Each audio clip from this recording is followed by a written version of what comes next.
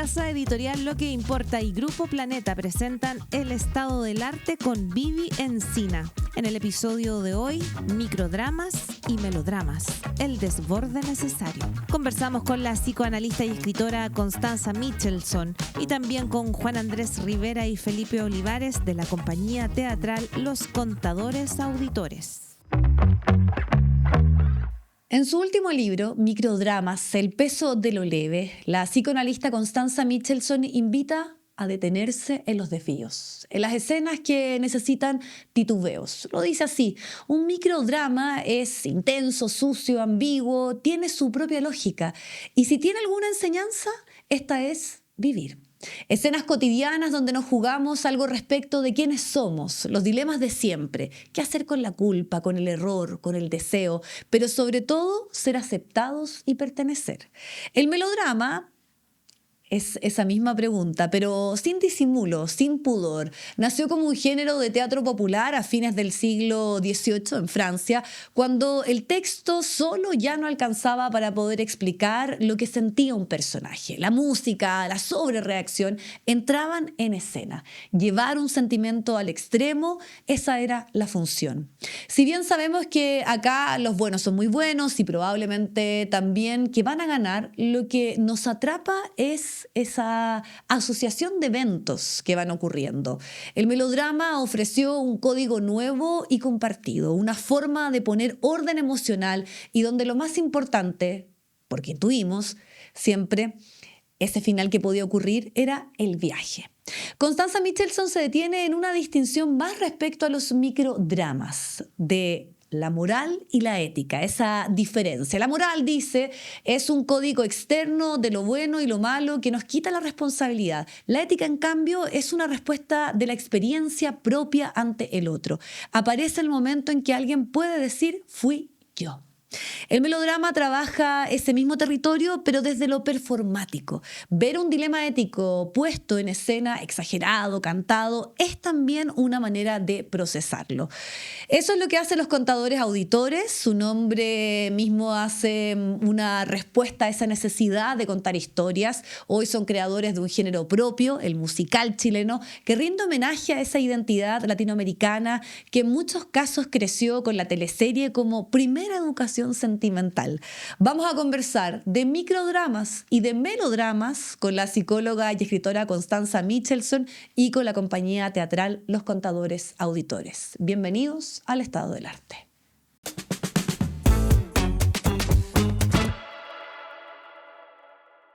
Constanza Michelson, qué gusto tenerte por acá. Muchas psicóloga, gracias. psicoanalista y escritora. Además, con este último libro, Microdramas, que me fascinó, lo disfruté y dije, wow, alguien entiende lo que le pasa a uno, el peso de lo leve, de repente es tan trascendente y determina muchas cosas. Y yo había seleccionado, bueno, esto está al final, que yo encuentro que las últimas páginas son como un viaje súper fascinante a poder entender lo que tú expones. Acá, mira. En la teoría del microdrama. En la teoría, uno puede querer crecer con método, con pedagogía, con buenas intenciones. Y a veces funciona. Pero las escenas no preguntan si estás listo, llegan. Y lo que tiene de apertura no es una promesa de libertad, sino algo más incómodo. Te dejan sin guión. O sea, a mí definió un poco esta sensación y tú rematas no sé bien qué y recién después, siempre después, empieza uno a saber si estuvo bien o no, como con ese riesgo. Entonces uno queda solo frente a su corazón, su torpeza y su deber. Es toda una exploración de esas cosas que nos ocurren en lo cotidiano, en lo doméstico, pero que nos quedan como, ahora se dice rumiando, nos quedan dando vuelta. ¿Qué pasa con eso? Uno siempre está rumiando. Siempre está rumiando, sí, es verdad. A ver, yo creo que pensé, he pensado porque, bueno, después de un tiempo de escribir y dar la entrevista y todo, bueno, la verdad es que uno va entendiendo mejor qué es lo que hizo, pero yo creo que este libro responde a varias cosas.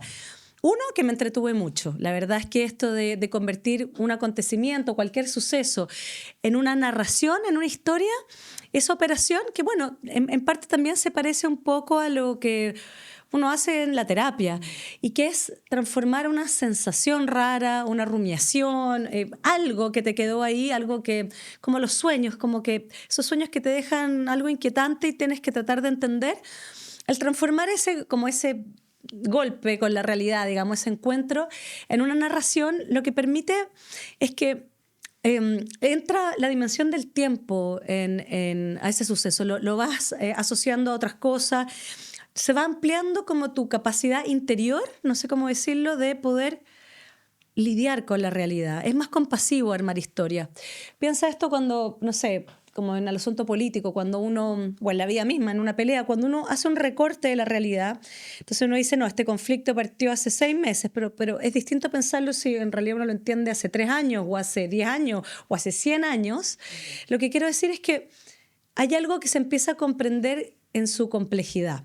Entonces, creo que hay algo de mi otro oficio, digamos, que es el psicoanálisis, que tiene que ver con esto de cómo se transforma, cómo a través de las palabras puedes narrar ciertos acontecimientos para poder entender algo. Y luego está el ejercicio cotidiano, que yo soy muy buena para inventar historias de la realidad, digamos, hacer con lo que hay una narración. Y me entretuve mucho en eso. Pero también creo que hay algo más. Luego hay otra capa más en esta cosa de hacer de lo más cerca, como tú dices, así como, bueno, está el aprendizaje, los libros, las cosas que uno aprendió, las cosas que uno cree que sabe o cómo debieran ser las cosas, y otra cosa es la vida misma. Y eso yo creo que es un golpe de humildad, es decir, cuando uno le preguntan quién eres, la tentación siempre es decir soy esto o otro, pero en realidad uno debería responder, mirar para atrás y decir, mira, más o menos esto claro. He hecho, digamos, me arrepentí de esto salió bien. Es como empezar a pensarse más a ras de piso. Sí. ¿No? Y lo otro que de alguna forma es como soy esto, pero no tanto esto, sino un poco de esto otro. Y hay algo bien interesante, que hoy estamos como en este discurso que mientras mejor te conoces o mientras más terapiado, como que tienes probablemente mayores posibilidades de resolverlo. Y por el contrario, en la lógica de los microdramas, se te dice que no. No, pues, o sea, la verdad es que pensar la terapia, no sé si habrán algunas terapias con ese propósito, como una optimización de uno mismo, que son los discursos hoy día. Es un paréntesis. Saca tu mejor versión de ti. No, que a mí me da mucha risa de repente, viste que esta cosa que en el progresismo especialmente, que siempre la culpa es del capitalismo. Yo peleo con mis amigos, le digo, paren de decir que el capitalismo como si fuera una persona y como si fuera lo otro, porque esto es como el taco, digamos, estoy en un taco, no, tú eres el taco. O sea, ¿qué quiero decir con esto? En psicoanálisis hay una categoría que es los discursos, en qué discurso uno se mueve. Y hay algo que había un psicoanalista que se llama Jacques Lacan, que llamó el discurso capitalista. Y el discurso capitalista es una manera de estar en el mundo, no importa si tú te crees progre, súper de izquierda, peleas contra el capitalismo económico, suponte, pero tú puedes perfectamente estar en este discurso capitalista que ¿cuál es? Ese, el yo soy, la optimización, todo se puede transformar en una mercancía, es la aceleración, o sea, es un modo de existencia. Entonces, quiero decir que esta cosa de siempre culpar como a una cosa además que no a una persona, a una estructura, a un sistema del cual formamos parte, que uno puede discutir, pero hay que mirar bien cómo discutir esas cosas. Nos vuelve muy morales también, ¿no? Y luego, bueno, está esto que tú dices, que de alguna manera uno puede discutir con las grandes estructuras, pero vivir como en una lógica de optimizarse, así como que se conocerse. Y bueno, sí. Una garantía de algo. Exacto, y la lógica de los microdramas, como tú dices, más bien lo que estoy tratando de pensar es la vida expuesta, estamos expuestos a los encuentros con otro, a ir a algo y que eso salga mal, ir a encontrarnos con alguien que supone que nos cae súper bien y todo sale mal y nos caímos súper mal y eso te deja pensando. Bueno, y en esas encrucijadas es donde uno saca sus recursos, digamos, pone en juego cosas, uno se equivoca, si te equivocas eso te deja pensando, o sea, es el campo donde uno crece, me parece. Porque en esa encrucijada, en esa ambigüedad, en esa duda, al final está como lo humano, porque yo trazo el plan, trato de hacerlo lo mejor posible, pero el camino va a fallar. Y ahí es donde uno aprende, creo yo, o de ahí es donde uno crece, pero no desde esta como cosa de todo proceso te va a dejar algo, porque de repente... No, porque el proceso te tiene que tocar. Esto es como el pensamiento crítico, o sea, esta cosa de enseñar el pensamiento crítico que está muy bien, o sea, aprender algunas categorías para analizar la realidad, pero el pensamiento crítico de verdad, un pensamiento es algo que se padece, o sea, el pensamiento crítico te llega, te ocurre, es como el deseo, no es algo que tú decidas, o sea, esta cosa de repetir ciertas palabras para repetir una teoría de pensamiento crítico no es realmente pensar críticamente, que es cuando estás ante un problema. recién ahí, insisto, ahí es donde las personas sacamos nuestros recursos, que es como, a ver, ¿qué hago con esto? ¿No? Ahí viene el pensamiento crítico, o decir, bueno, estoy en un problema, quizás la realidad le tengo que entrar por otro lado. Vienen cosas interesantes en las personas, el ingenio, la astucia, cuando aparece un problema, ¿no? Porque te obliga a pensar y tú ahí te obliga, o sea, tienes que hacerlo, tienes que resolverlo. Y ahí es donde tú dices, uno probablemente entra en el campo de lo ético y no de lo moral, porque lo moral es como lo que no me toca, como lo que está en el discurso, pero lo ético es ¿qué hago yo frente a una situación cotidiana normal? Tú pones ejemplos desde cosas muy triviales, desde tire bien la cadena del baño y se te olvidó, ¿qué hago? ¿Vuelvo o no? Hasta, claro, entonces, pero lo que me interesa también es por qué eso no está más presente en lo público, por qué no está más presente en este momento en particular, donde estamos todos como en el deber ser del gran relato, de lo político, pero estamos súper determinados en ese día a día. ¿Sabes qué? No lo sé, me lo pregunta y lo pienso, no sé exactamente por qué, y tampoco sé si, porque si me pongo en el caso que estuviéramos todo el tiempo analizando toda la vida, todo el tiempo, estas cosas sería un infierno. Sí. Pero si tú me preguntas, de esto habla la gente en terapia.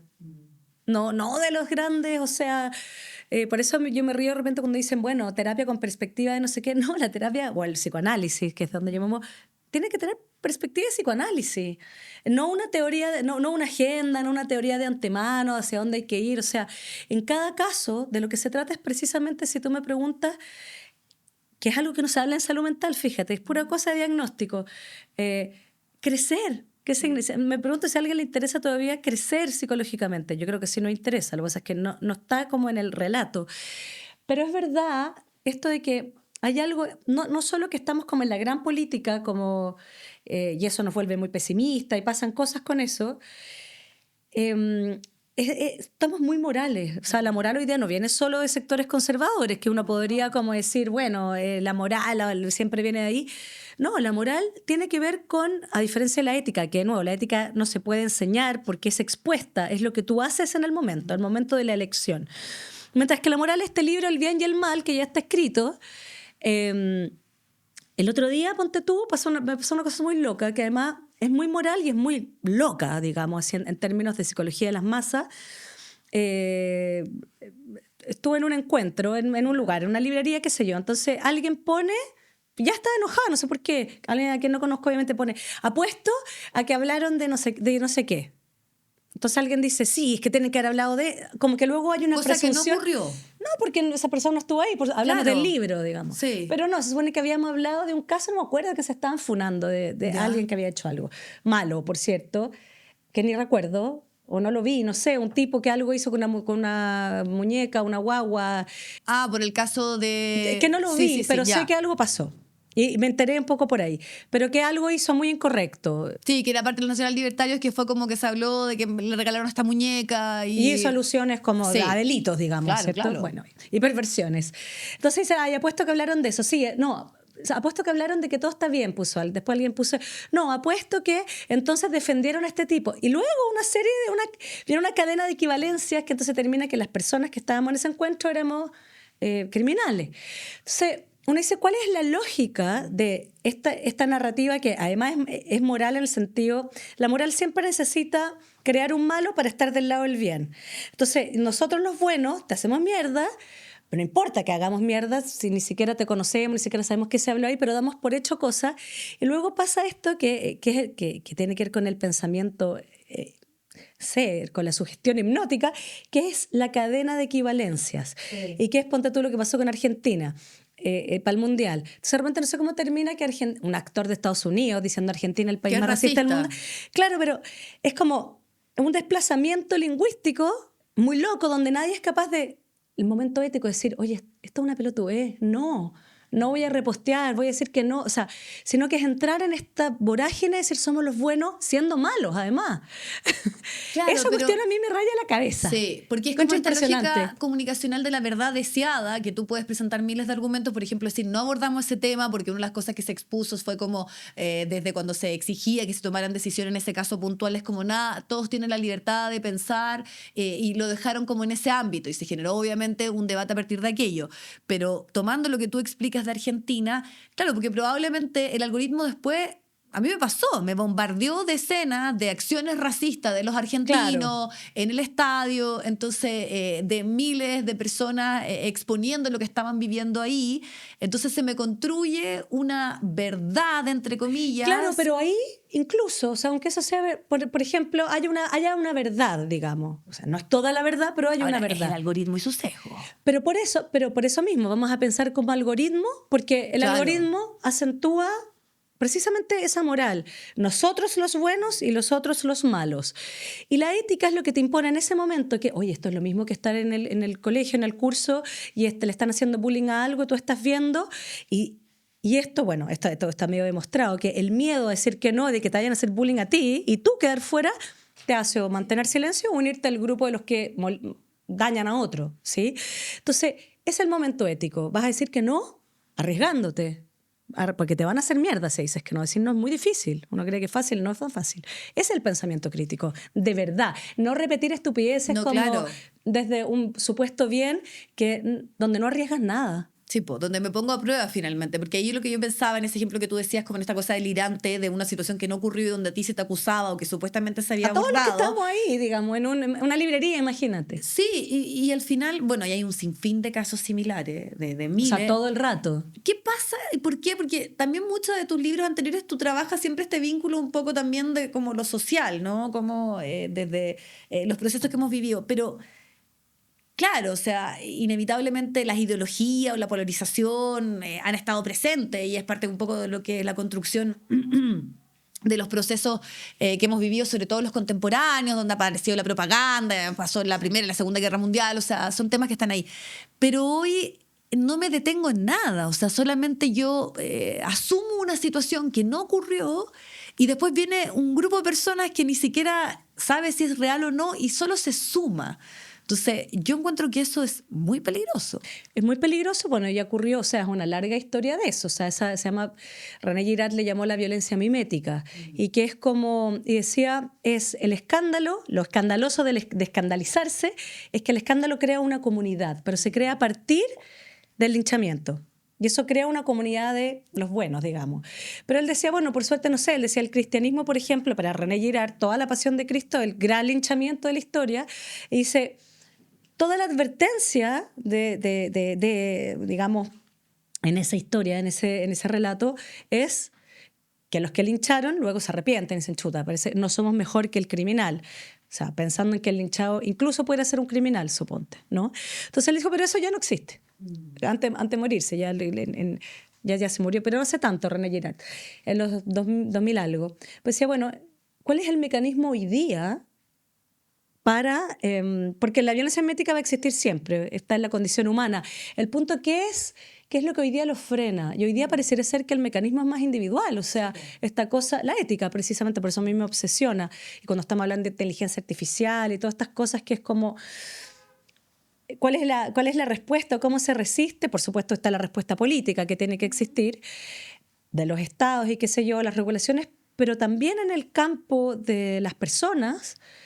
es con mayor razón, y la democracia, si uno quisiera que persista, que no sé qué crees tú, pero está difícil, digamos, de aquí pensando sí, claro, 50 años, necesita sistemas políticos que no arrasen con la aceleración, la polarización, pero para eso también se necesita sujetos capaces de dirimir y decir que no.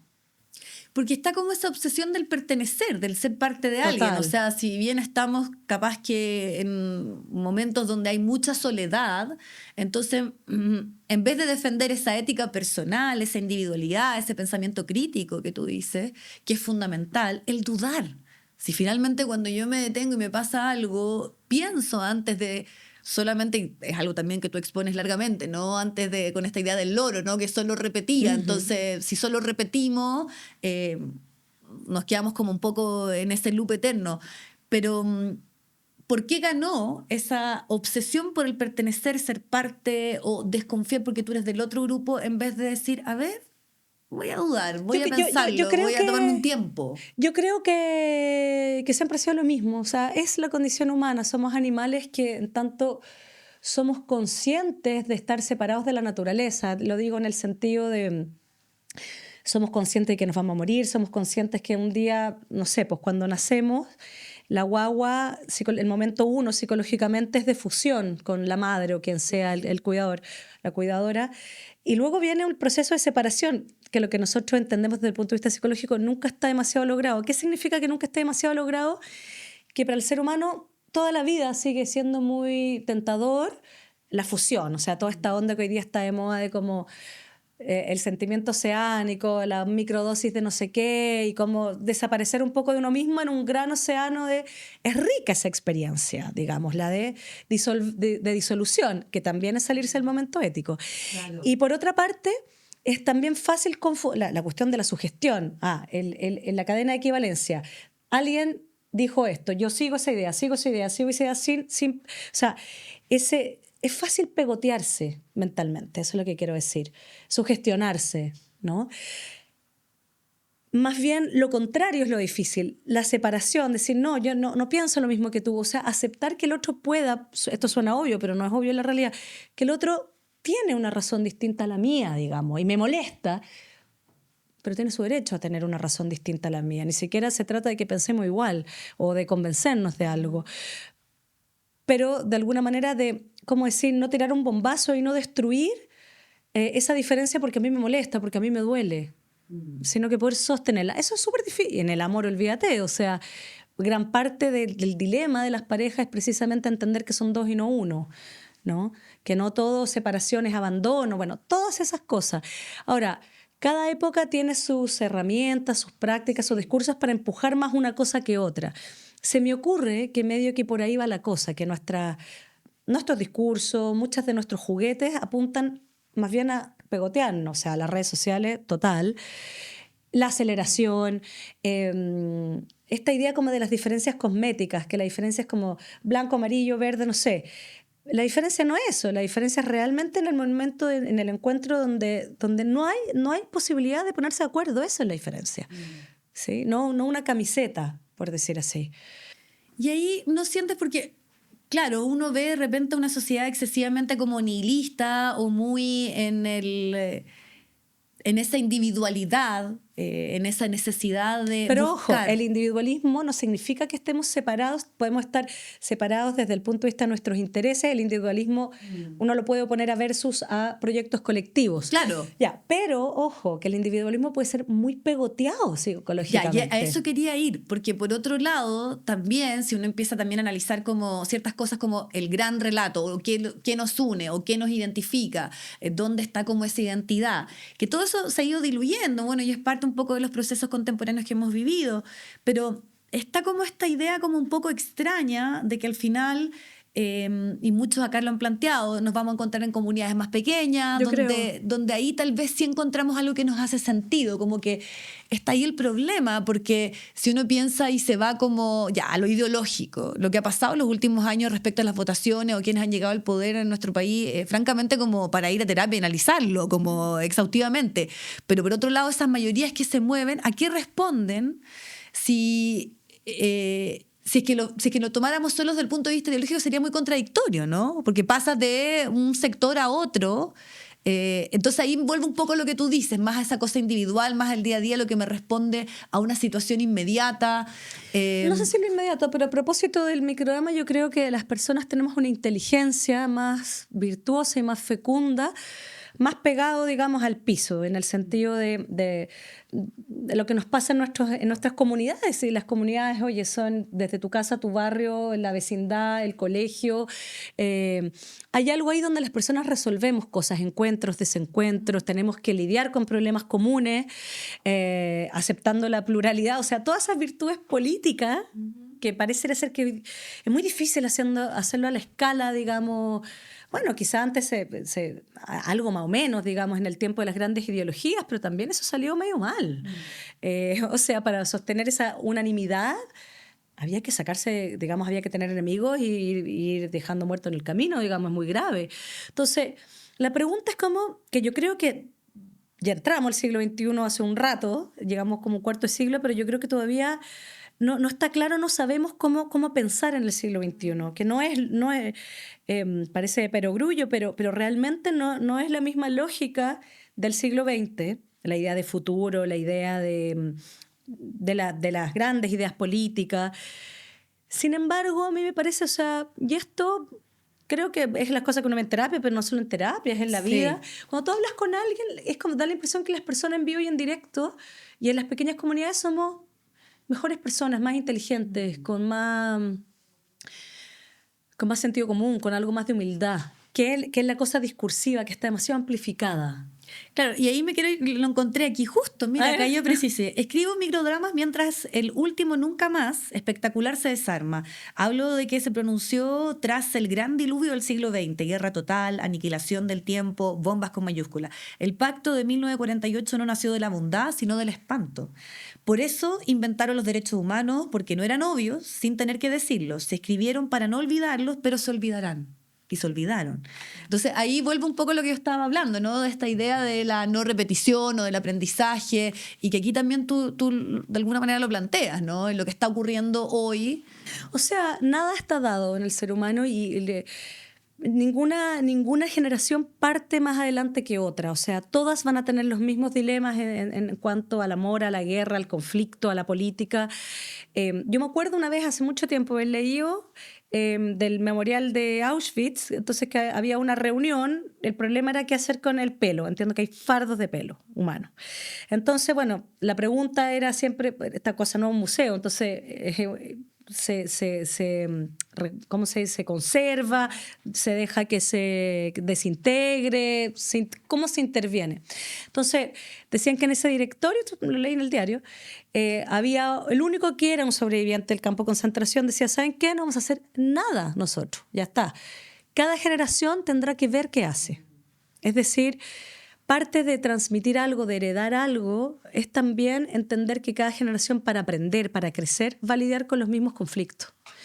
Y en parte eso es saludable que ocurra, ¿no?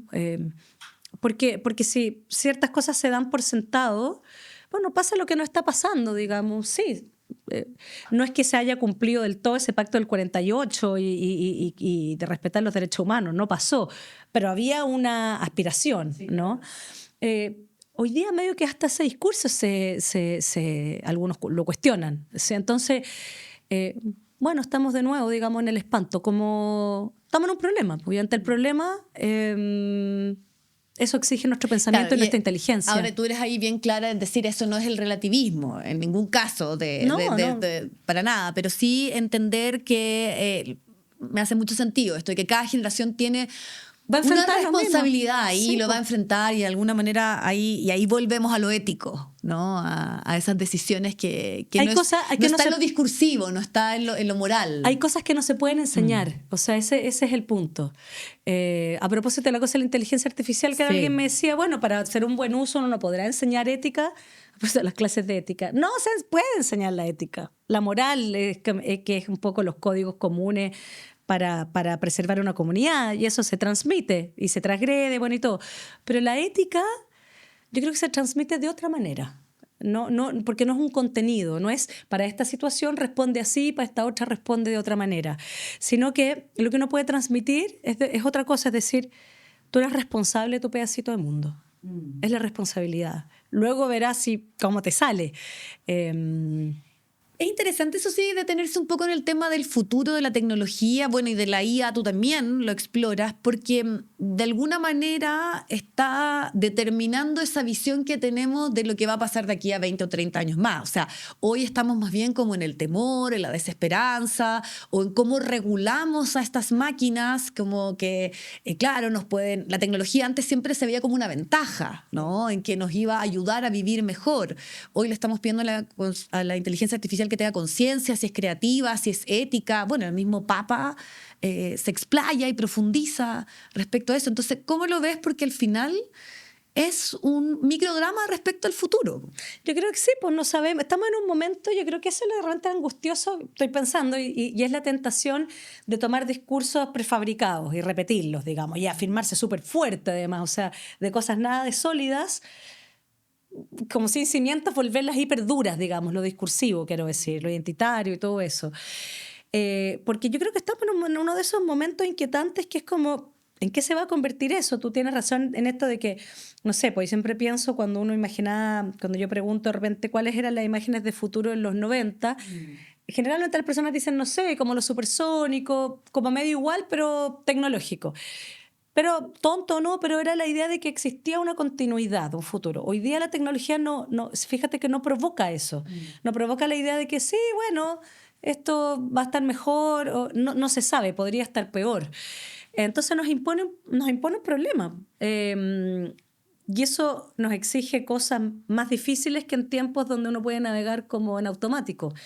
Yo creo que esa angustia media existencial lleva a que algunos de verdad se expongan, pongan el cuerpo, exploren más, otros se afirman de discurso hecho, busquen estar del lado del bien, en fin. Creo que son tiempos así. Claro, y ahí también tú partes o un poco siempre está atravesado todas estas como formas en que abordas y explicas lo que son los microdramas desde la narración. Algunas tú dices son vivenciales, pero otras francamente son inventadas o son parte como un poco de la fantasía que uno construye para explicar y ejemplificar esto. Es que están los mitos, ¿no? Están los mitos, está lo griego, está toda esta necesidad humana como de darle una explicación a través de dioses que podían ser perversos o no. Bueno, la religión también, los relatos bíblicos están de alguna manera presentes. Entonces, ahí uno vuelve a conectarse como con esa condición humana. ¿No será que siempre estamos como súper determinados por ese temor? Si en un momento fue piensa tú, todo el proceso donde empezaron los grandes descubrimientos científicos, ir a la iglesia católica, la que precisamente quemaba, porque en el fondo iba en contra de este Dios, ¿no? De lo religioso. Entonces ahí uno vuelve a decir, tal vez lo único que nos salva o nos da garantía es lo humano versus lo de la inteligencia artificial. O sea, yo creo que sí. Y esta vuelta, o sea, ¿por qué tomé como materiales los relatos bíblicos, no desde el punto de vista espiritual ni religioso, sino desde el punto de vista antropológico? Y la mitología, bueno, son fascinantes, o sea, también acercarse a eso y darse cuenta que no tienen nada de sagrado, son libros totalmente que están pensando, son humanos pensando problemas de humanos en tiempos donde no existía ni la psicología, ni la teoría, todavía ni siquiera la filosofía, y están, pues, o sea, ¿de qué va? Porque la gran pregunta creo que en todos esos relatos, o en muchos de ellos, es la capacidad del ser humano para construir y destruirse casi al mismo tiempo. O sea, estás construyendo y un segundo después te estás destruyendo todo lo que creaste. Y si te fijas, los relatos bíblicos son como una larga historia de construcción y de romper. Si uno lo ve desde el punto de vista humano, es lo mismo, como crecer y regresionar. Entonces, es como si esta gente hubiera estado pensando en estos problemas, arma estos relatos para poder incluir la ambigüedad, la contradicción. Y yo leía que después de la Primera Guerra Mundial, o sea, hay que entender que igual el siglo XX era como el supuesto cumplimiento de la gran promesa de como, oye, lo logramos, o sea, nos sacamos la superstición, la religión, claro, tenemos el desarrollo tecnológico, la ciencia, y se suponía que eso iba a ir de la mano del desarrollo, pongámosle, ético, de la educación, y no fue así. Entonces, entre esa, digamos, desazón o desconcierto, hay autores que dicen que hubo un interés renovado por la mitología griega, así como hoy día, me parece. Yo pensaba, bueno, ¿por qué? No, porque no son libros de respuesta, ni la mitología ni los relatos bíblicos, a menos que uno los lea, sobre todo lo bíblico, de manera dogmática, pero me parece que es la parte menos interesante y el peor uso que se le ha dado a ese, digamos, a ese tesoro, sino que son relatos que, de nuevo, que no te dicen todo, sino que exponen, te dan, a propósito de la narración, exponen algo de lo que somos, te hacen pensar en distintos niveles, me parece. No hay respuesta, no hay discurso, los malos son buenos, los buenos son malos, los malos de un capítulo son los buenos del otro, y así, digamos. Esa complejidad yo creo que en cierta parte la buscamos, la necesitamos. Creo que hay algo de nuestros discursos y relatos que están muy estrechos. Y en parte eso también ha sido, o sea, la ciencia, con todo mi respeto, digamos, fantástica, pero ¿qué es lo que decía? Parte de la filosofía de la segunda mitad del siglo XX, Hannah Arendt, entre otros, Gunther Anders, que es como, oye, si empezamos a hablar desde la optimización, desde la racionalidad que se usa para el desarrollo técnico, para la ciencia, en la vida, o sea, en la política, en la educación, en el amor, con algoritmos, no solo vamos a hablar como idiotas, no vamos a poder pensar, porque no es el mismo pensamiento. Y eso sí nos pasó. Sí, y además que eso está como en esos actos cotidianos, tú dices, donde ahí también nos estamos como desafiando toda esa evolución humana finalmente, en cómo nos vamos a enfrentar. O sea, bueno, un poco por eso estos materiales me parecían tan fantásticos para pensar los microdramas, porque yo veía, bueno, estas historias que estoy leyendo no están pasando ahí en el mar, que también, pero están pasando ahí al lado mío, ¿no? La Torre de Babel, por decirte, O lo no de sé, Edipo, o- cuando se da cuenta quién es y eso lo cambia. O sea, claro, yo decía, Edipo finalmente es el que sabe, es un rey prestigioso, destruyó al monstruo de la ciudad. Que le dio logró seguridad. resolver un tema. Exacto, pero lo que no resolvió era la peste. ¿Y qué es la peste? Es cuando algo deja de ser fecundo. En el sentido, no hay más nada, no hay más nada nuevo, ¿no? Sino que hay algo que se detiene. ¿Y él en qué punto tenía algo que ver? Bueno, que él sabía, pero nunca se había hecho... No había escuchado su nombre, digamos, donde su verdad está en su nombre. No sabía de su fundamento. Claro, y ahí cuando eso se le revela... Su es verdad que- sexual, su verdad en la trama sexual, por decir así. Y el yo fui. Bueno, es que eso te da responsabilidad de entender que claro, en el caso, estoy pensando en Edipo, no podía estar en cualquier cama, o sea, no se había preguntado de dónde vengo, o sea, cuál es mi lugar en en esta trama, ¿sí? Sino que pensar, voy a destruir al monstruo nomás, voy a ir contra el mal, voy a cambiar mi destino. Pero mientras más avanzaba, más se perdía. Ya, y ahí eso, porque al final volviéndolo un poco a lo que tú dices que es el trabajo que se hace dentro de la terapia o del psicoanálisis, no cambian las acciones o no cambia tu biografía, ni tus antepasados, ni cómo eso te está determinando, los o el hechos. trauma, no Pero- cambia el hecho. No cambia el hecho, pero sí cambia la interpretación. Ya. Eso puedes entrar de otra manera y en ese sentido el pasado sí puede cambiar Y para eso ti. me parece a mí que es como algo que a mí me... Hermoso, yo encuentro. Hermoso y me hace como sentir que al final también es el rol un poco desde las narrativas, de todo lo que se expresa, que es a través de la palabra. O sea, yo en el fondo te hago ver lo mismo, pero de otra manera y tal vez solo a través del lenguaje logro que tu sensación pueda cambiar. Y eso sí, uno tiene un temor de que se esté como diluyendo, estamos perdiendo incluso las palabras. O sea, tú dices el pensamiento crítico, la ética, pero también se nos están como limitando la Se posibilidad estandarizan, de po. expresarla. O sea, es que Sí. en la medida en que se estandarizan nuestras categorías para pensar y todo se vuelve al revés, categorías, diagnósticos, que yo no digo que no sirvan, por cierto, que esto que decía Hannah Arendt, está bien que la ciencia piense así. Pero otra cosa es que entonces empecemos a hablar así en otros campos, como no sé, la psicología, la educación. Entonces todo se vuelve a estos cajoncitos de categoría. Es un poco infernal, digamos, ¿no? O sea, cuarta precisamente la posibilidad que la narración da, que es decir, mira, quizás esto se puede ver así, pero quizás también de esta otra manera, y eso te vuelve más humilde, más compasivo, contigo mismo en primer lugar, te permite ver salidas, me parece que es un alivio. Ese alivio hay que intentarlo, que es algo de lo que tú también cierras. ¿Cómo lo intentas tú? También me imagino que en tus investigaciones tú decías, yo más bien estaba yendo por estos grandes relatos, pero me quedé en este microdrama, se me aparecen, irrumpen desde ahí los trabajos, pero hay como una pregunta, que no es así como yo también digo, desde esta cosa de cuál va a ser el gran motivo o la no sé, la obra que voy a construir a partir de quién soy, pero es algo que necesitamos los humanos y necesitamos como generar esa identidad o ese relato que nos haga sentido. Entonces, ¿cómo también lo trabajas tú desde el psicoanálisis, desde tu labor, desde como tu contribución intelectual a lo que estamos viviendo O hoy? sea, hay una manera, hay distintas maneras de entender la identidad. No tener identidad, o sea, de alguna manera estar demasiado perdido es muy angustioso, eso es real. O sea, todos necesitamos un algo donde afirmarnos. Estamos todos un poco en esa. Pero también, o sea, dicho eso, al mismo tiempo hay una gran posibilidad en entender que uno no es siempre la misma cosa, en el sentido de que nos vamos haciendo y cambiando de opinión respecto a uno mismo, de las cosas que pensó antes, en la medida en que vamos viviendo. Y por lo tanto, es como, las personas somos más mosaicos, ¿no? O sea, en entender que en la vida expuesta, no en la vida teórica, la vida expuesta es donde vamos siendo, donde podemos decir, voy a actuar de esta manera, o la próxima vez dirás, no, sabes que voy a actuar de otra manera. ¿Qué hace que seas la misma persona? No por el contenido, porque piensas distinto, o te vistes distinto, o no sé, comes distinto. Sin embargo, eres la misma persona en el sentido de que hay un camino, que luego tú al final, digamos, podrás decir, bueno, más o menos esto he sido. Eso, más que decir, yo soy esta cosa con esta polera que dice, soy esto, ¿no? Puede ser un rato eso, ya, está bien.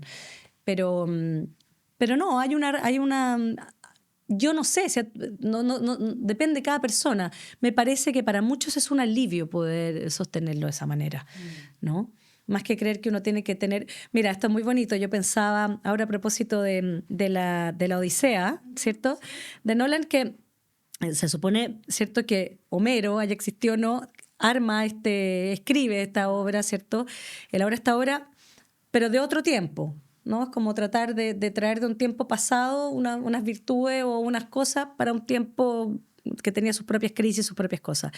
La Biblia un poco lo mismo también, o sea, cuando se sistematiza es cuando están también, hay un pueblo en problemas, que luego se va a transformar en el pueblo hebreo y qué sé yo, cuando le destruyen el templo y todo, y dicen, vamos a crear este libro, con las historias como de otras épocas pasadas.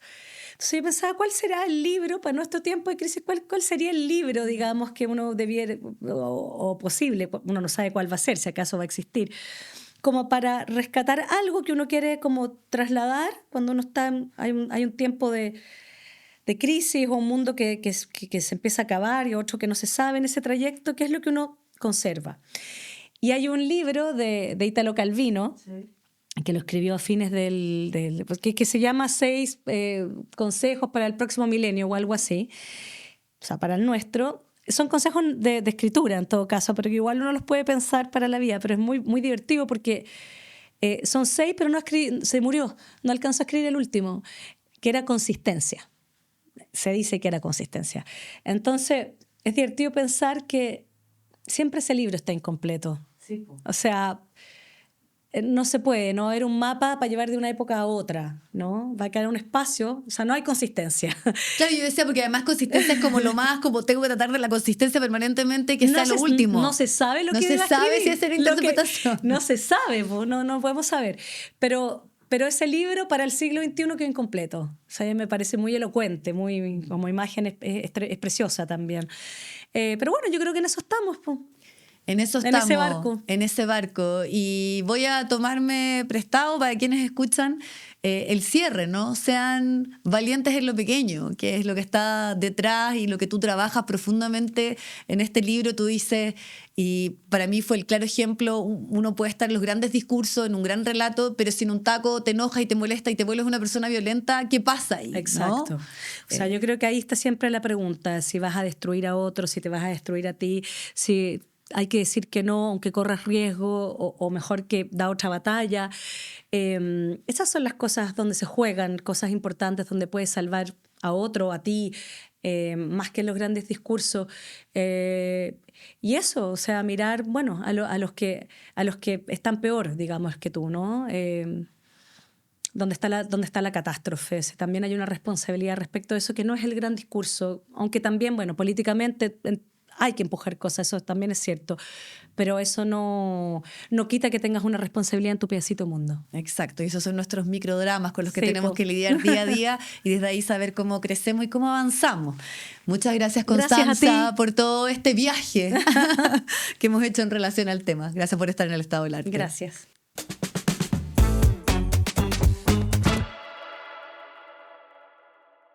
Antes de convertirse en películas, referencias culturales o fenómenos que trascienden generaciones, fueron libros. Aquí tenemos, por ejemplo, La Odisea de Homero, tenemos Orgullo y Prejuicio, miren esta edición además bellísima de Jane Austen, y uno de los debates que se generó en el último tiempo, Cumbres Borrascosas de Emily Brontë. Son libros que, como yo les decía, trascienden a las generaciones, historias que han sobrevivido al paso del tiempo porque siguen teniendo algo que decirnos. Vuelven al origen y redescubren las obras que marcaron esta historia. Todo vuelve, los clásicos también, sin duda. En cuanto a títulos como, por ejemplo, El Principito, yo les decía, La Odisea de Homero, Cumbres Borrascosas, El Castillo de Franz Kafka, Orgullo y Prejuicio, en esta edición especial, con cantos decorados de Jane Astor. Están disponibles en tiendas y librerías digitales. Destaco también, por ejemplo, y aquí les voy a mostrar de inmediato, El Principito, que es otro de los libros en esta edición especial que nos presenta el Grupo Planeta.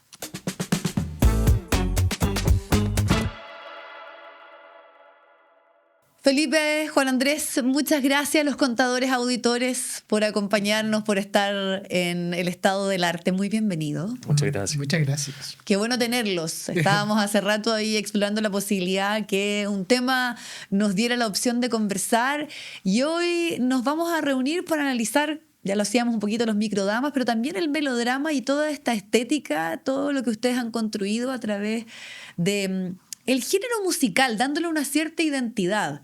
Pero es inevitable no pensar en las teleseries, no pensar como en esa particularidad que tiene la idiosincrasia latinoamericana de conectarse desde como un poco lo desbordado con sus emociones. ¿Ustedes también siempre lo vieron así? Sí, bueno, el primer musical que nos tocó dirigir, la invitación era hacer un musical a partir de música cebolla, de música M, y inmediatamente como que apareció el universo de la teleserie, como qué pasa si hacemos este musical como si fuera un homenaje / parodia, como que ahí íbamos pasando entre el reírnos de, pero también apropiarnos de ese género, de la telenovela clásica, ochentera, y sí, yo creo que está súper como arraigado en la cultura. Yo creo que todos crecimos, al menos nosotros crecimos viendo como, acompañando a nuestras mamás, nuestras abuelas, ver teleseries chilenas, mexicanas, brasileras, mucho. Entonces como que hay ahí un... Y siento que, claro, como que las chilenas son un poco más... quizás menos exageradas, como que el chileno le gusta reírse de que las otras son exageradas, pero también hay cosas que atraviesan todo ese género, las diferencias sociales, los ricos contra los pobres. Entonces como que creo que hay algo súper ineludible de nuestra forma de relacionarnos con la ficción, con... O sea, como que creo que es muy parte de nuestra identidad latina. Sí. Y también cuando nos enfrentamos a este desafío de hacer un musical, también queríamos hacer un musical chileno o latinoamericano, como no ver tanto Broadway, sino como acercarlo un poco a nosotros, y esta mezcla entre la teleserie y el musical nos funcionó y nos resultó como atractiva de hacer ese acercamiento. ¿Y qué sienten ustedes que nos fascina de esa estética? Lo que ustedes plantean, tal vez uno se reía un poco en la teleserie venezolana, mexicana. Sí. Igual nosotros tenemos culturas donde hay como una cierta oscuridad, ¿no? Las malas son muy malas en Chile, sobre todo en los 80, en los 90, por lo menos que crecimos en esos años.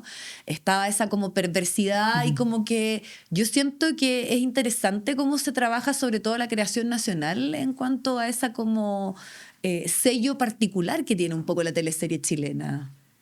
Sí, yo creo que hay como una tradición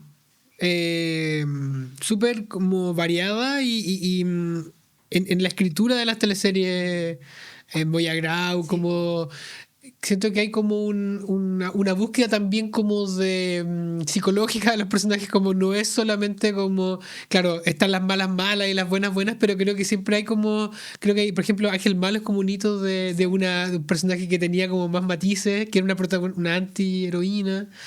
Entonces como que creo que me pasa que la teleserie chilena en particular como que siento que además como ha creado personajes femeninos, sí. Muy interesantes, que yo creo que eso es lo que más nos atrae. Nosotros somos súper fans de las actrices, entonces como que tratamos también de darles personajes que puedan jugar como con estos arquetipos. Y también como nos criamos viendo teleseries, entonces como que nos funciona es muy directo el referente que tenemos, no lo buscamos, sino que lo teníamos, lo llevamos en nosotros. Sí. También nos da risa un poco porque, claro, en estos musicales que nos reímos un poco de las teleseries, trabajamos con actores que hacen teleseries. Exacto. Y como que ellos dicen como, fui a grabar y me tocó hacer el mismo texto que me estoy riendo acá, pero ahí lo tuve que hacer en serio. Como. Ahora, algo nos permite esa exageración, ya sea en la comedia, en el musical o en el melodrama, porque al final probablemente son dilemas éticos, ¿no? Son situaciones en las que todos nos enfrentamos en nuestro día a día, que es un poco lo que también explora la Constanza Michelson en estos microdramas. Pero aquí, tal vez al verlos desde lejos y en ese tono como más performático, como que algo nos deja. Sí, y nosotros nos sorprendimos de cuando hicimos Morir de Amor, nos enteramos de un par de personas cuyas psicólogas, habían unas mujeres que la psicóloga le había dicho tienes que ir a ver esta obra, porque ahí se puede ver claramente como las relaciones tóxicas, como ciertos patrones como de relaciones interpersonales de las que nosotros nos reíamos, porque en el fondo era ya como parodiamos estas teleseries. Y estas canciones Estas también, y porque las las canciones canciones. también ochenteras era como, no sé, Saldo Reyes, que era como... Prisionera de mi corazón. Prisionera de mi corazón, esas cosas que eran Como que como patrones de relaciones, claro, donde los roles de género son muy marcados, donde las mujeres sufren. Pero sentíamos que, claro, que había ahí como una forma de ver que esta exageración, como dices tú, permitía ver quizá, permite ver formas en las que nos relacionamos que a veces que ya están desgastadas o que, no sé, como que creo que ahí hay como, que para el drama es entretenido, como que es gracioso ver que una pareja sufre, pero en la vida real eso es una tortura, pero quizá Sí. es una forma como de sublimar ese, viendo a los demás sufrir, que los ricos también lloran, como se llama una teleserie clásica. Claro, Sí. y yo pensaba que al final igual la idiosincrasia chilena, sobre todo yo diría en los 80, 90, bueno, más allá del contexto de la dictadura, pero era una sociedad como que estaba como muy cautelada, donde tal vez a diferencia de, no sé, Centroamérica o lo que pasa incluso también en México, donde las emociones se expresan y está como acá desde que hay un clasismo, donde todo tiene que ser un poquito, mientras más piola y mientras menos se note, como que más encaja.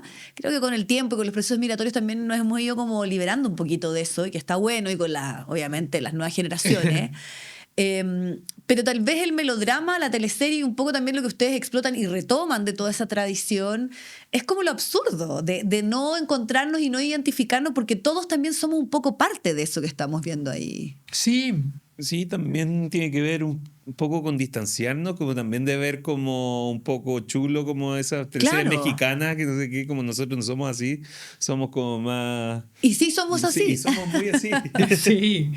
Claro, como que hay un pudor, diría yo. Como me acuerdo, a mí me tocó escribir una teleserie y trabajé como en una área dramática. Cuando se estaba medio acabando una área dramática del 13 y escuchaba como un director ahí decir como a los guionistas, no tengan pudor de escribir como que los personajes se amen y de decirle como yo te amo con todo mi corazón, no te quiero perder, como que uno decía como no, esto es como claro medio de mal gusto, es como una teleserie venezolana, no es como pero siento que es como medio necesario, siento que es como un escape también parecido a la comedia en el fondo, como que creo que a través de la ficción uno necesita a veces como sublimar esos sentimientos que los tiene medio atrapados, que tiene pudor de decirlo, pero uno puede hacer el aseo cantando las canciones más trágicas a pesar de que quizás no haya vivido esas experiencias, pero creo que hay una cosa catártica en como pasar por el cuerpo esas emociones exageradas. Sí, y el caso también de ustedes es bien interesante esto, además vincularlo con lo que le ocurrió a ustedes mientras estudiaban. Ustedes estudiaron dirección de teatro en la Universidad de Chile y cuando partieron también tenían como que justificar un poco, tomar toda esta estética, porque hay una tradición indudable, destacable, que es patrimonio también de nuestro país respecto a la dramaturgia, respecto a texto, a conflictos sociales que se exponen ahí. Pero ustedes dicen, nosotros no tenemos miedo y sabemos que queremos entretener desde estos códigos. ¿Cómo ha sido también validar? Porque hoy ya está absolutamente validado, pero al principio no debe haber sido tan fácil. Sí, nosotros estudiamos diseño de teatral, que era más que dirección. Era como Perdón, una cosa, diseño, sí. o sea, como que estábamos en el patio de atrás de la escuela de teatro. Y sí, pues era difícil porque además éramos diseñadores dirigiendo. Entonces, claro, como que somos muy pocos los diseñadores, como una carrera que estudiamos 20 personas. y los actores, hay escuelas en todos lados, entonces claro, es más visible un actor dirigiendo que un diseñador. Entonces al principio me decía, ¿cómo dirigen si ustedes son diseñadores? Como, ¿ya qué? Como, Sí, como que... Pero claro, me hace sentido porque aparece primero lo estético, la Sí, imagen, sí. entonces el color. Sí. O sea, la mayoría de nuestros procesos creativos, claro, parte de eso, de una obsesión por una imagen, por un personaje, por cómo se ve un personaje, de repente es como un personaje que anda en la calle y cuyo vestuario o look nos interesa, como hay muchas obras que han nacido porque, y a partir de eso empezamos a pensar y a hablar todo el día como qué será esa señora que está ahí en la calle, cómo, a qué se dedicará, es una parvularia, no sé qué, y inventamos una obra a partir de eso, como, y sí, o sea, para nosotros, si bien hemos hecho distintos tipos de obras algunas que son más crípticas o más artísticas, por decirlo, y otras que tienen un objetivo más comercial de entretención, siempre tratamos de enfrentarlas como con con las mismas ganas, con el mismo profesionalismo, y sentimos que especialmente en la época en que vivimos, que un mundo tan bombardeado por información constante, abrumadora para el mundo, como que es súper necesario, y hemos tomado esa bandera como decir, esta obra es una invitación como al goce, como a la nostalgia también, pero principalmente a un poco a desconectarse de lo que está pasando por un rato. Y obviamente que a partir de eso también empiezan a aparecer preguntas, abren conversaciones también, creo, desde un lugar más amable que una obra que viene a cuestionar algo que a mí me encanta. Si nosotros somos fanáticos Claro. del teatro, de ese tipo de teatro, y trabajamos, por ejemplo, en Bonobo, que es una compañía que también hace como un teatro súper Con político. Pablo Mansi. El Pablo y la Andreina, y ahí, claro, pero muchos, por ejemplo, los actores Gabriel Caña y Gabriel Ursúa Sí. también son parte de esa compañía. Sí, po. Entonces, como que para nosotros no existe tanto una división tan en la práctica de que lo que es trabajar en ese tipo de teatro con porque somos muchas de las mismas personas, vamos cruzándonos, los diseñadores también se cruzan. La Rocío, que es la diseñadora de estos musicales de Hasta las Luces, es también la diseñadora de la Manuela Infante, y gira por Europa haciendo una obra filosófica, y después hace un musical de Chayanne con nosotros, como que... Pero sí ahí tú abordas algo, y también, Felipe, ahí me gustaría sumarte, que es como en el fondo la calidad. O sea, acá hay preparación. Ustedes me dicen, en promedio nos demoramos 3 meses entre lo que es la escritura que ustedes mismos hacen, después el ensayo, tienen grandes elencos donde los mismos actores se ven súper desafiados y además están muy fascinados. Y yo encuentro que si tú estudiaste actuación y te hacen cantar, bailar y además actuar, es como, ¿quién no querría exponer todos esos talentos? Y además pasarlo bien, conectar con el público, que la gente salga contenta. Yo lo vi en Chayanne, era un karaoke, para qué decir con también la historia de Juan Gabriel. Y que además no es como la biografía de ellos, sino ustedes cuentan una historia a partir de estos personajes. Sí, de hecho fue el fin de semana, fue la sobrina de la Emilia Noguera que quiere estudiar actuación, y todos le decían como un poco mentiroso que le traigáis a ver un musical de Los Contadores, porque como que va a salir fascinada, como que no es la realidad un Claro. poco del teatro, que es como, no sé, que el público canta y como que hay un... Pero sí, como que nosotros no hacemos una como que claro, nos dicen que nosotros es como teatro comercial, y sí, porque estamos en el café y tenemos rostro y como que es un teatro más grande, pero nosotros no hacemos la diferencia de como cuando hacemos una obra en el puente, a que hacemos como que la trabajamos de la misma forma y como las mismas preguntas, y como quizá, claro, tenemos que tener un rostro, tenemos que tener una canción conocida para que la gente enganche, como esas cosas, pero en temática como que yo no veo tanta diferencia entre las obras que hacemos en el puente a estas obras que hacemos en el café, ¿cachai? Sí, Pero- como que siempre tratamos de no hacer, a pesar de que son obras masivas y pop y que aluden como a imaginarios que son súper colectivos, siempre tratamos como de darle una vuelta. Por ejemplo, si nos piden hacer un musical de Chayanne, claro, quizás lo primero sería pensar en su biografía, pero a nosotros no nos parece quizás tan desafiante. Entonces, ¿cómo poder contar una historia con esas canciones? Como que siempre tratamos de meternos en problemas, que creo que eso es el origen de todo al arte. O sea, como partir de un problema, a partir de una dificultad, y esa solución es la obra de teatro. Como que creo que... Y eso creo que también el espectador lo agradece, porque no es como... hay risas fáciles, hay obviamente chistes como de físico, etcétera, pero también creo que hay como una búsqueda por hacer algo que sorprende también. Sí. Y además que puede ser en algunos casos la primera vez de ir al teatro. Es Sí. mucho. Sí, eso también nos dicen mucho, como que somos un buen punto de partida para que la gente siga yendo Sí. al teatro. Como, Mucha y nos ha gente que pasado lleva, desde lleva a el sus comienzo. papás por primera vez, como primera vez siento que puedo llevar a mi abuela al teatro y va a entender todo, ¿no?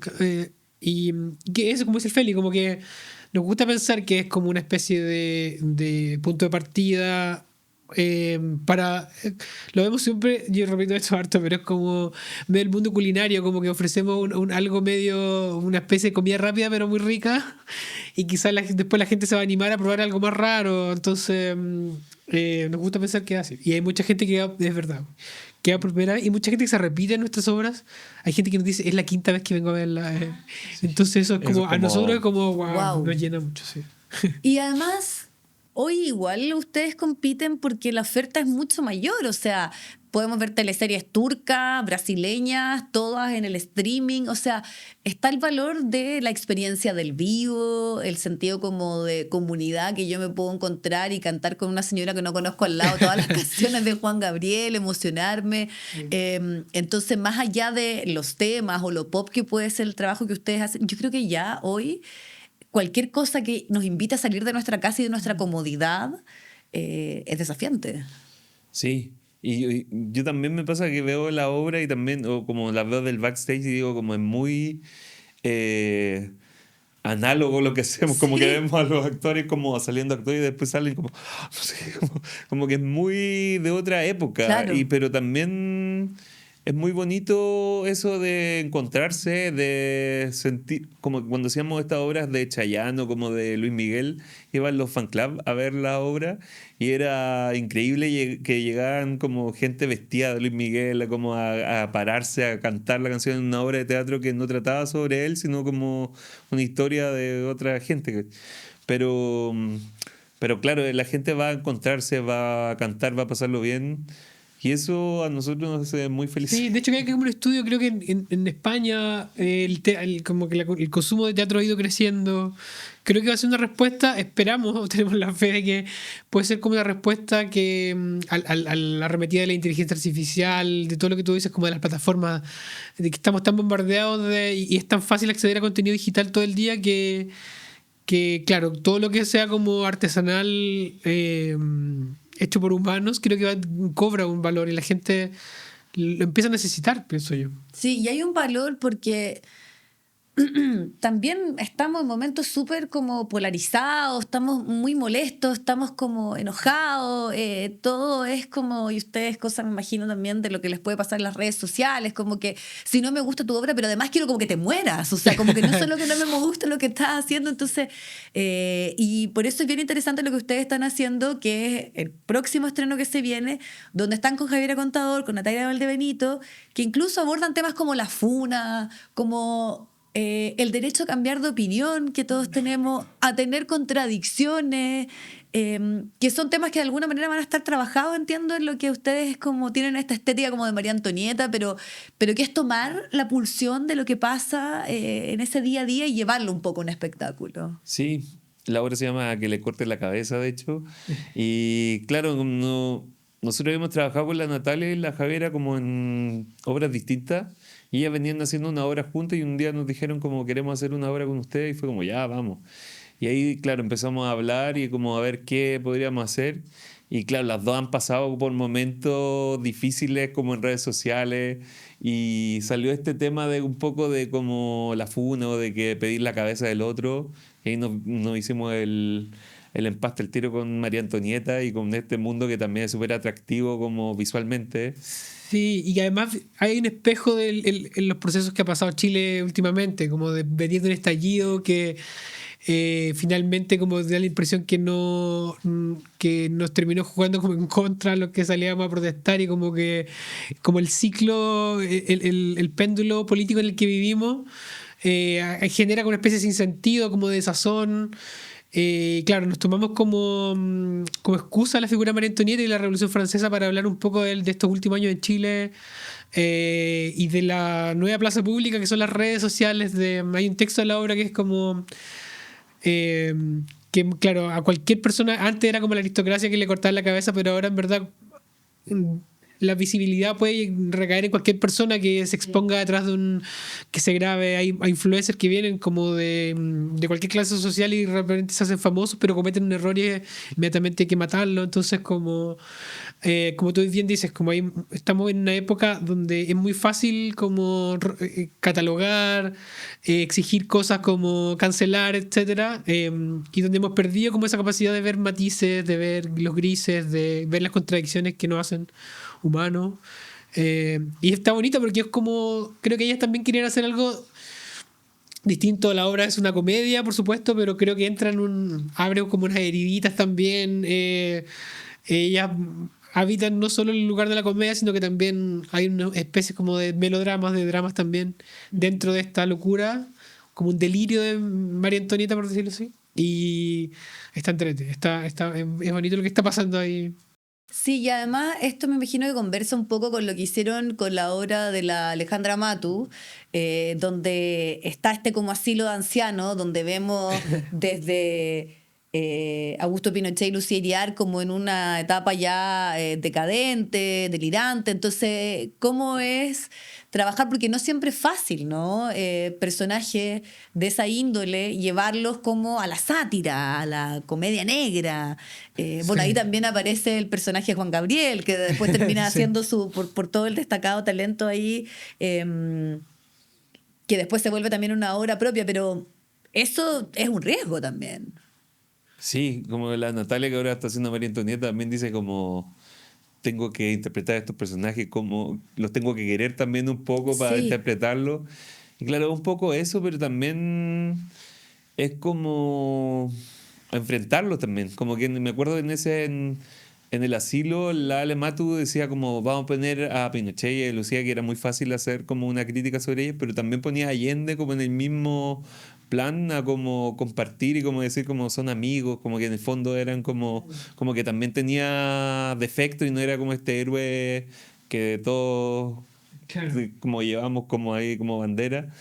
Entonces eso era interesante de ver y como ver esos matices de esos personajes y verlos con distancia. Un poco era Sí, como yo lo creo que en que... ese caso era un poco más complejo porque, claro, son personajes mucho más cercanos.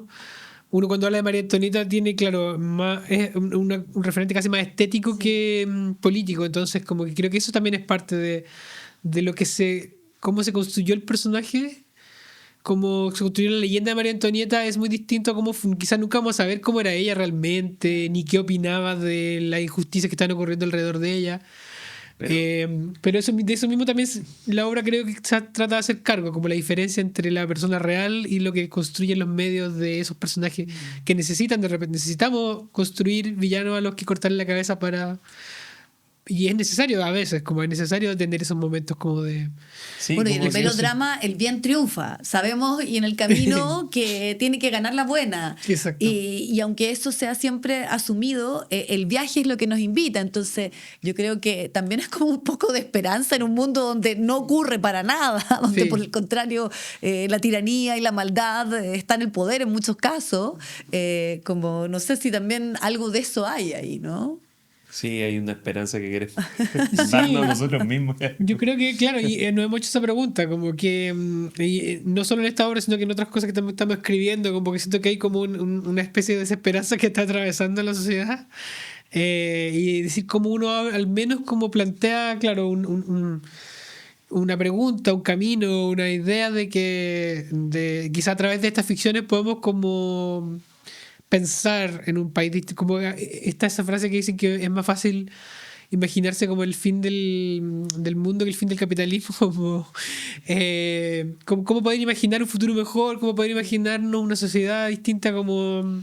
O sea, es un tema que a ustedes les resuena. Sí, Total, sí, y sí, también como hacer que la gente tenga esperanza también y como quiera Chile mejor también. Como que eso también como que queremos lograr. Sabemos que hacemos un teatro que llega a mucha gente y como que no desperdiciar también esa oportunidad de llegar a la gente para decir lo que pensamos también, ¿no? Claro, porque al final también en ese como relato más popular o más simbólico, Si yo me encuentro y estoy cantando una canción de Juan Gabriel, da lo mismo si en la última elección la persona que está al lado votó por Caso o por Jara, o sea, como que en el fondo van a cantar la canción igual, como, y eso es como un poco lo que trabajaba esa televisión, donde uno se reunía y uno comentaba y se exponían temas. Entonces, ahí quiero ir ahora, ¿cómo ustedes también trabajan un poco lo político? Porque en la última Secreto Oficina está un poco la relación con el trabajo, lo esclavizante, la competencia, como también hay otros temas que son sumamente políticos también, que es cómo nos mantenemos, cómo financiamos la vida, y esa como de repente sensación incluso como de esclavitud, de que el menor tiempo que tengo que ocuparlo en algo. Sí, o sea, creo que, como dice el Felipe, tratamos de que, claro, de escribir historias que son masivas y que son pop, pero que sí se hacen cargo o que no eluden ciertos temas que a nosotros nos mueven. No es como que nosotros partamos de los temas como en otro tipo de obras donde uno dice como, por ejemplo, hicimos una obra LGBT que se llama Un arcoiris negro y partimos del tema, es decir, como hablemos de la oscuridad de la comunidad LGBT y creamos una historia a partir de eso. Aquí como que tenemos una historia y que, claro, como juguemos a la oficina, reíamos del Happening con Ja de Betty la Fea, pero inevitablemente van a aparecer los temas que dices tú, las relaciones laborales, la explotación. ¿Qué pasa ahora con la inteligencia artificial también? De que va a exterminar. Desaparecer la oficina, como esos trabajos que se están desapareciendo por la inteligencia artificial y esa humanidad que se está perdiendo. Como que es un tema claro, que no y eso importa. apareció como después, finalmente, como que resolvió un poco la obra o el argumento de la obra. Que partía como de esta cosa muy estética, muy de la parodia, pero y muy que del finalmente Modóvar también, sí, como... y como que ese tema finalmente nos dio como el corazón, yo creo que de la obra. Entonces creo que, claro, es un equilibrio que tratamos de manejar ahí entre lo entretención y que también una obra pueda hacer preguntas sin ser panfletaria, porque como es una obra que tiene que apelar a públicos transversales. Entonces obviamente se cuela nuestra ideología, que es progresista y todo, pero está pensada para todo público, creo. Sí. Claro, porque si uno lo piensa en el contexto de la pandemia, el teletrabajo, hay como dos posiciones donde algunos dicen, no, súper bien estar en mi casa porque no tengo que los traslados, qué sé yo. Y otros no, pues echo de menos el compañero de trabajo, el cigarrito, la hora de colación, que es como el lugar donde somos humanos finalmente. Pero ahí hay otra cosa que me parece súper interesante respecto al tema como del melodrama, de las obras, de la comedia, de lo que ustedes trabajan, que tiene que ver un poco con esta expresión de nuestras emociones, capaz que de una forma tal vez un poquito más desbordada, pero que incluso en la creación en Francia cuando nace era como para un público femenino. Entonces, ¿cómo ven también ustedes el tema como del género? Porque yo creo que un problema es la poca educación que tiene el mundo masculino de sus emociones y de poder conectarse con ella, de poder expresarla. Entonces como, no, la teleserie es como para la señora en su casa. Y es para todos finalmente. Y todos vimos tercero, y todos vemos tercero. Sí, igual nuestro público también es mayoritariamente femenino, como que lo sabemos, como lo vemos en la gente que entra y todo. Sí, y las métricas, claro, que hemos hecho o que han hecho los teatros del público. Y claro, tiene que ver un poco porque nuestros temas también son como protagonistas femeninas, como muy en esa... Tenemos casi puras obras con más actrices que actores. Cuando hicimos una obra como que se trataba como el fútbol, fue la obra que menos gente nos vio como... Claro, porque el llamado era quizás menos femenino. Sí, o sea, yo estoy súper de acuerdo con eso. Como que creo que hay una educación machista y claro, como que los temas emocionales tienen que ver con lo femenino y como que el hombre no puede entrar ahí. Y que realmente... pero ahí pasa ese fenómeno que a veces el espectador es como que la señora lleva al marido a ver la obra y queda fascinado, es como que quiere verla de nuevo. Claro, lo que pasa es que tal vez uno no ve un grupo de hombres juntos, sino que va acompañado de la señora, así como que la estoy acompañando. Claro, yo creo que es por la justificación y el temor, como por esa necesidad de... no sé, como de pertenecer, de no verte como yo me acuerdo incluso cuando veíamos teleserie éramos chicos y pasaba mi abuelo y obviamente criado a la antigua, pero se quedaba igual viendo la teleserie, pero su acción era como que me estoy haciendo el loco, pero igual me interesa lo que está pasando ahí, que es una cosa también como de la tradición, ¿no? Sí, y Claro, con nuestro público es más gay y mujeres, como que esos son nuestros... Ese es otro target. Sí. Pero donde está esa relación más sana, creo Sí. yo, como con la emoción y, Y con el también- desborde y Y con el creo que cantar el musical juntos. tiene ese centro, es decir, si una obra más política es el mundo de las ideas lo que está al centro, como que el musical, yo creo que para que funcione, tiene que estar la emoción al centro, uno tiene que ver el viaje de los personajes, verlos como sufrir, ese- pasar de la alegría al llanto. Ese dicho que es como cuando las palabras sobran sale la canción, ¿cachai? Claro. Como que de eso se trata, como solo emoción.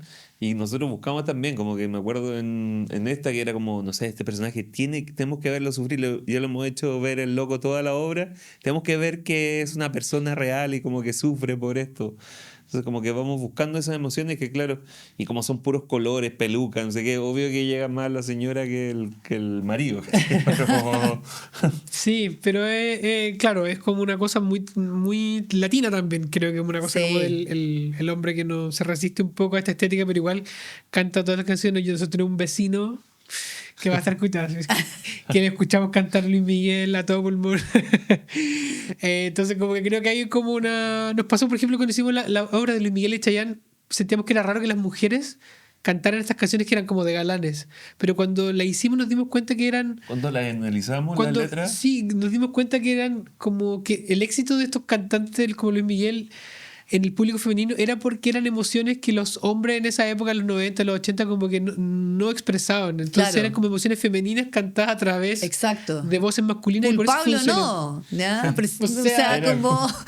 pero- Sí, ¿y cuándo un hombre va a aceptar en los 80 que había sido irresponsable emocionalmente, etcétera? Como Sí. era muy difícil que eso ocurriera. Entonces, como que obviamente que a través de estas canciones las mujeres imaginaban que sus parejas tenían como, les decían lo que nunca le iban a decir, tenían las palabras, pues entonces por eso funcionan también en voces femeninas esas canciones. Y me funcionaron. acordé del documental de Juan Gabriel, que me imagino que ustedes vieron, que está como un poco tan al debe, ya, bueno, Estamos pero al debe. porque es como un documental muy extenso, muy interesante, que está basado también en sus propias filmaciones, y sobre todo lo que te muestra es a ese como mero macho mexicano, como del mariachi, que con su música y como con este juego de Juan Gabriel termina sacándose la camisa en un teatro municipal, cantando el Noa Noa, y al final como que el documental te muestra y dice, claro, pues Juan Gabriel logró como correr esa lógica del mexicano que no tenía que, o sea, que su emoción estaba solo en la música del mariachi, pero no en esta cosa como un poquito más de libertad. Y es muy interesante, como hay un capítulo que se dedica precisamente a por qué Juan Gabriel era tan transversal, más allá de que obviamente su público era femenino, pero que conectaba también con una necesidad que tenía la masculinidad mexicana. Sí. Sí. Sí, o sea, muy de acuerdo. Como que creo que hay hay un trauma de la masculinidad de expresar sus emociones, de conectarse con el, de que no se vea fragilidad, como mostrar la vulnerabilidad. Sí. Ahora, estaba pensando mientras hablaba con ustedes tienen una trayectoria, estamos, no sé, 20 años ya, Estamos ¿o no? el otro año son 20. 19. 19, estamos ahí, Estamos estamos ahí a punto de los 20. ¿Cuál es la obra favorita de cada uno de ustedes? Yo soy súper amarillo al respecto. Nunca puedo decir, porque creo que de verdad pienso genuinamente que todas las obras que hemos hecho responden a búsquedas que estamos haciendo con determinados contextos. Le tengo mucho cariño a los procesos que hemos hecho van cambiando a veces los actores, entonces como que me cuesta, o sea, como que, por ejemplo, El Morir de Amor le tenemos como un cariño porque fue nuestro primer musical, quizá creo que, y es la que más ha resonado y ha perdurado en el tiempo de las últimas, pero esa es como la respuesta fácil. En verdad, la verdad es que a todas les tengo mucho cariño. Y estamos haciendo un libro que está recopilando como todas nuestras... Sí, pronto va a salir y al revisar todos esos procesos como, no sé, yo soy súper... Me enamoro mucho Pero ahí de tal los vez Morir procesos. de Amor fue la primera, hay un cariño especial. Sí, de los musicales, sí, sí. A mí me gusta mucho Provócame, que Buena, entretenida. Sí, que también era como enfrentar a este personaje, como hacer una obra de Chayanne, sí que se tratara de Chayanne, pero que también tuviera que ver. Y encuentro que esas soluciones que logramos me gustan. ¿Y el otro nunca se han peleado entre ustedes? No. Capaz que no me lo van a Tenemos decir poco. públicamente, No, pero no. lo que significa trabajar de forma... porque incluso escriben las obras, me dicen ustedes, Sí. tienen todo un método O desarrollado. sea, todo el rato, o sea, teníamos opiniones distintas muchas veces, pero no manejamos, Trabajamos muy bien juntos. sí. Sí. Nos complementamos, sí. Ya, No nos peleamos y- en verdad casi nada. Ya, porque además también hay año claro, porque uno dice todas las grandes duplas o los grupos Sí, se terminan sí. peleando sobre todo en los procesos creativos, que ahí Sí. está lo difícil. Sí. No, pero, Hemos o sea, logrado encontrar un equilibrio Sí. de escucharnos y de ceder también. Sí, también eso. sí, pero muy poco en verdad, comparado con otras cosas que hemos sabido. Claro, no hay otras cosas que son un poquito más complejas. Bueno, les quiero agradecer mucho el tiempo, la posibilidad de conocer un poquito de lo que están por estos días, seguir disfrutando, me imagino, del éxito, Secretos de Oficina, pero van a estar pronto con libro, con nueva obra y que sigamos encontrándonos en el melodrama que nos gusta, nos fascina y de repente lo necesitamos. Sí. Muy necesario. Muchas gracias por la invitación. No, gracias a ustedes. Mucho éxito en todo lo que está por venir. Gracias. El Estado del Arte fue una presentación de Grupo Planeta y de Casa Editorial Lo que Importa. Dirección ejecutiva Daniel Matamala. Producción general Paulina Barrales.